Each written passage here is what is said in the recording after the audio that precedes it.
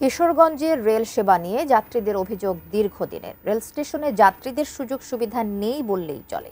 Ticket না পাওয়া সহ যাত্রীদের বিশ্রামাগার, খাবার পানি, টয়লেট ব্যবস্থা সবখানে রয়েছে কর্তৃপক্ষের উদাসীনতা। কিশোরগঞ্জ রেল স্টেশন থেকে আরো জানাচ্ছেন প্রতিনিধি শফিক আদনান। শফিক আদনান, কি অবস্থা এখন দেখছেন? আমরা বলছিলাম যে প্রশাসন এই ব্যাপারে খুব একটা তদারকি করছেন না, আপনি সেখানে সরেজমিনে আমাদেরকে কি জানাবেন? কবিতা 1862 সালের 15 নভেম্বর বাংলাদেশে রেল যোগাযোগ চালু হয়। এরপর থেকে 2020 সাল থেকে এই দিনটিতে 15 নভেম্বর দিনটিকে রেল সেবা সপ্তাহ হিসাবে পালন করে রেল কর্তৃপক্ষ। তবে আমি এখন যে স্টেশনটিতে রয়েছে এটি কিশোরগঞ্জ স্টেশন। এই স্টেশনে তো আজকে এই যে রেল সেবা দিবস উপলক্ষে কোনো ধরনের আনুষ্ঠানিকতা আমরা এখানে দেখিনি।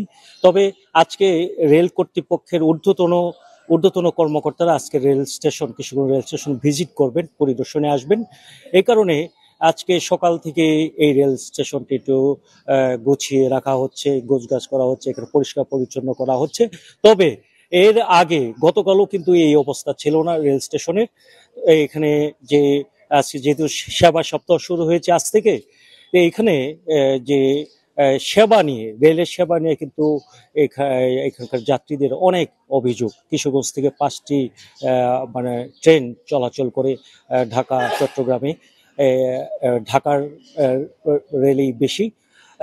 এখানে যাত্রীদের যে অভিযোগ সেটা হচ্ছে এখানে তারা টিকিট পান না, টিকিটগুলো কাউন্টারে টিকিট পাওয়া যায় না, টিকিটগুলো কালোবাজারি থেকে কিনতে হয়, টিকিট ছাড়া সঙ্গে সঙ্গে এই টিকিট উধাও হয়ে যায়। আর এখানে যে অন্যান্য যে সুযোগ সুবিধা, এখানে পরিষ্কার পরিচ্ছন্নতা, এখানে বিশ্রামাগার থেকে শুরু করে টয়লেট, অন্যান্য